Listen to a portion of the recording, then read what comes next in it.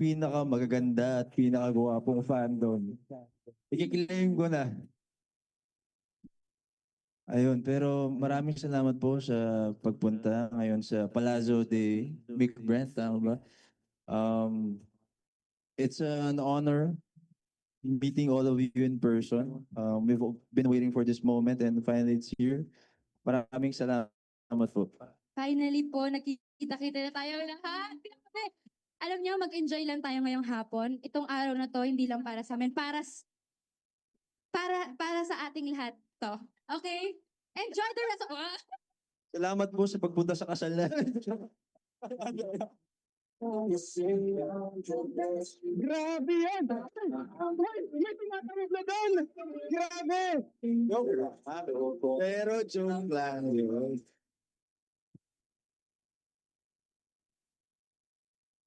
Okay, tapos na po. Thank you so much, Mentis. Bye-bye. Kakauwi na po tayo lahat.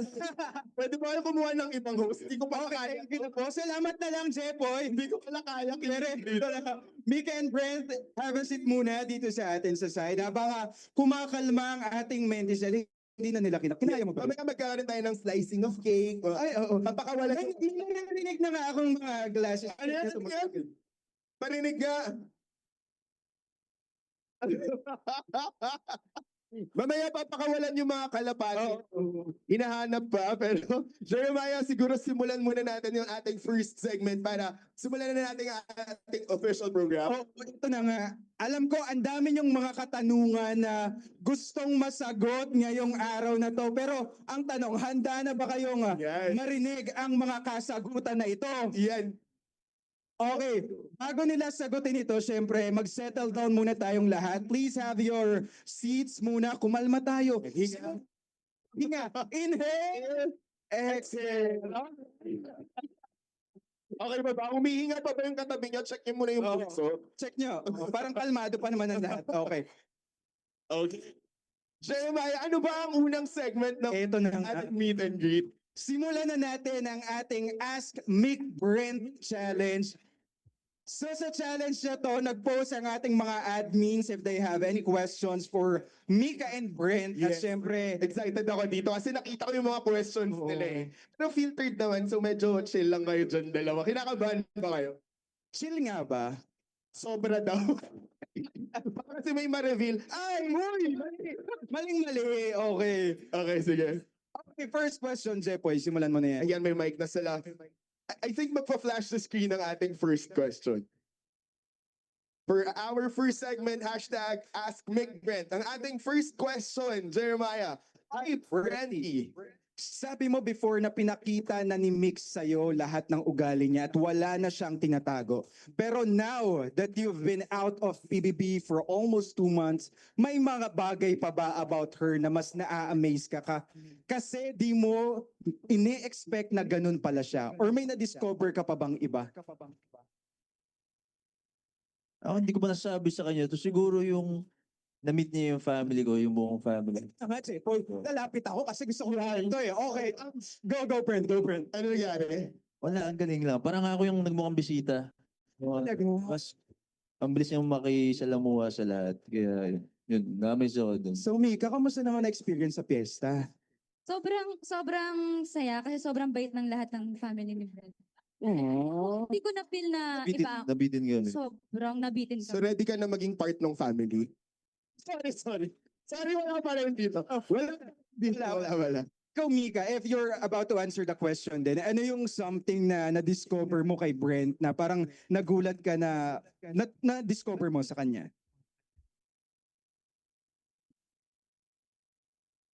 Ano ba? Alam mo, si Brent kasi even sa loob ng bahay, yung character niya ganito talaga eh.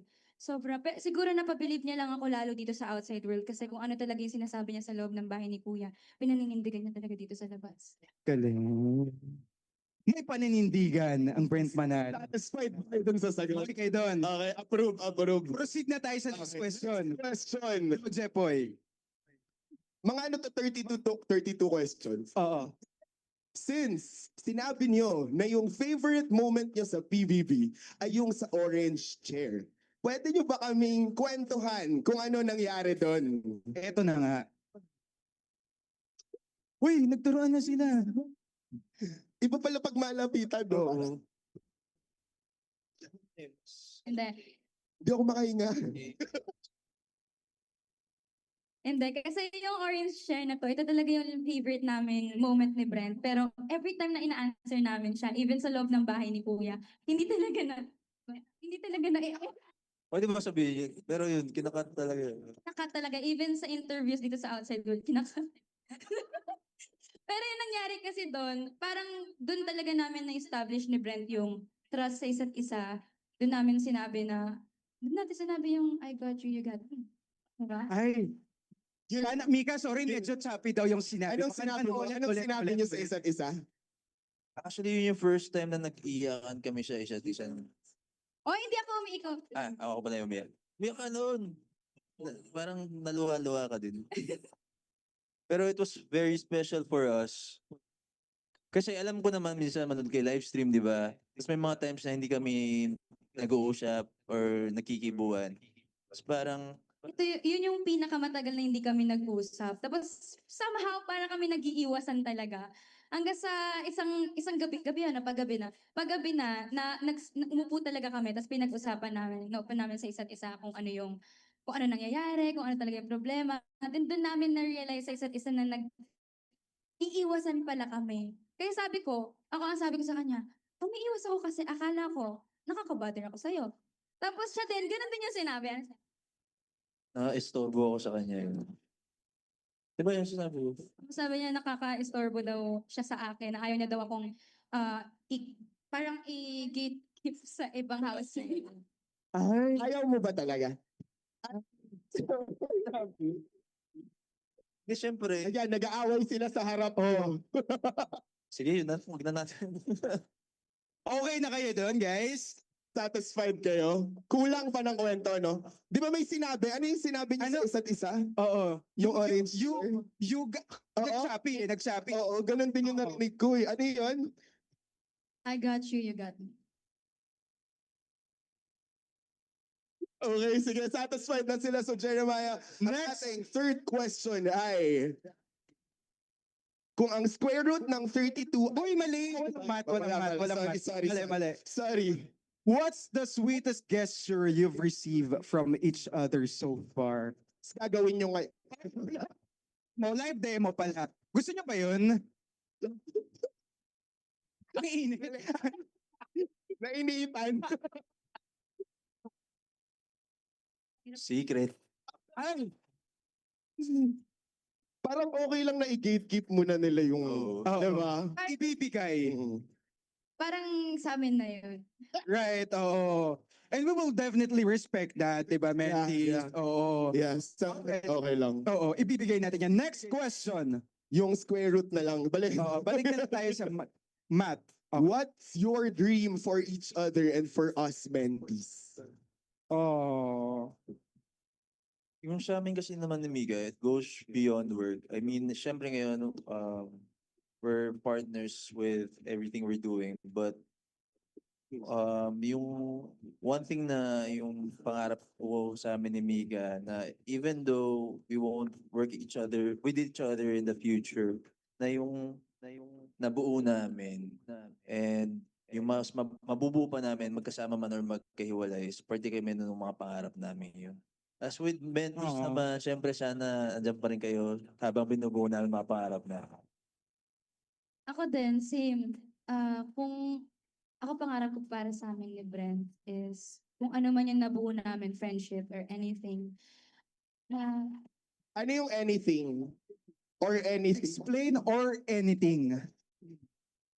But yung hope parang gaano, no? Tinignan ako ng masama. Dentist din yung ano, parang... Sorry. Ano yung nakuha host? Mali, palitan, no? hindi, ayun. Pero seryoso, kung ano yung nabuo namin, mabubuo pa nga namin tulad ng sinabi ni Brent, is makip talaga namin. And sana nandun din kayo kasama namin. Oo. Okay. Approve sa inyo. Okay, let's move on to our fifth question.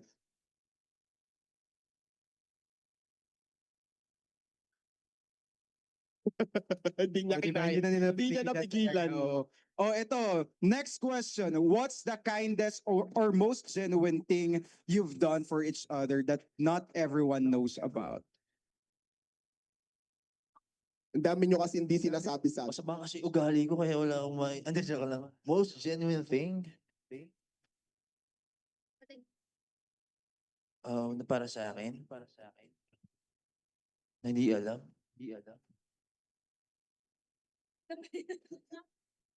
Kasi nahuhuli nyo din eh. Ay! Ang gagaling nila. So magaling manghuli ang mentis talaga, Brent. Minsan, naisip ko para silang detective eh. So, Ay! Eh, kahit gusto namin talaga itago, na ano yun, nakukuha nyo pa din. Di ko alam paano nyo nagagawa yun. Same. alam niyo eh. Alam niyo din naman yung ginagawa namin para sa isa't isa. O sige, kahit yung alam ng mga mentees para sa'yo, ano yung ginawa ni Brent na naramdaman mong sobrang genuine from him? Lahat. Sa totoo lahat. Kasi never naman din siyang... Iyo lahat to? Uy! Sorry. Guys, wait lang. Papakalmahin ko yung presidente natin. President? Ito na po magsusunod na. Lahat. Pinlano niyo itong lahat. Magkaka-recruitment po tayo ulit mamaya ng bagong officers. Oh, ano? Oh, Sabi nila talaga, parang ang init sa harapan. no? nag-movie ikaw na nga dito. Ako makain. Pag nakikinig, lalo na pag nakikinig si Ben, yun yung pinaka gusto ko na ginagawa niya. Kasi hindi lang siya nakikinig, talagang iniintindi niya lahat ng sinasabi niya. Yeah. How about you, Brent? Ano yung feeling mo para sa'yo, yung pinaka-genuine na ginawa ni Mika? Yung sumulat siya ng letter sa loob ng bahay. Yun talaga. Kasi yung, kung alam lang nila ng mga tao, yung pagdadaanan ko nung time na yun, parang knowing now na she really took her time na even though malaking violation yung sa loob ng bahay, parang, ayun, parang not a lot of people would do that. I don't think anyone would do that but her. So, I think yun.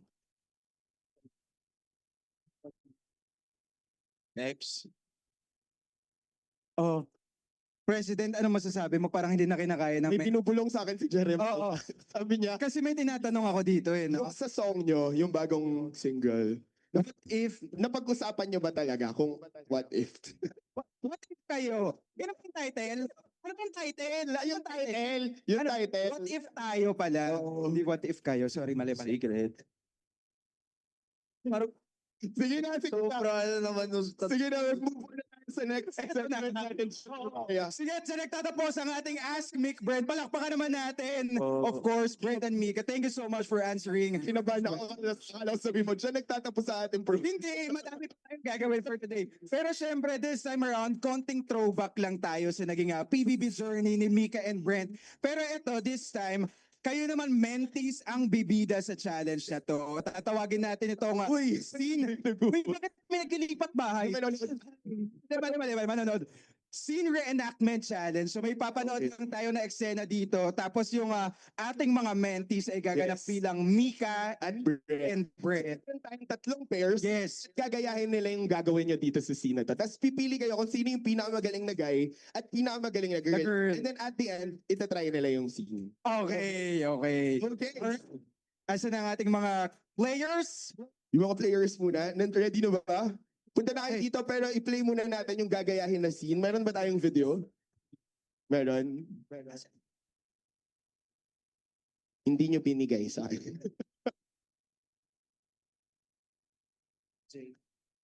Babasahin na lang siguro. Babasahin na lang. Sige. Kung wala dito. Meron po. Meron. Okay. Roll VDR.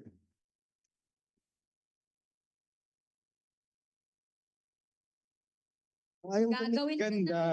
Ang ganda nyo dyan.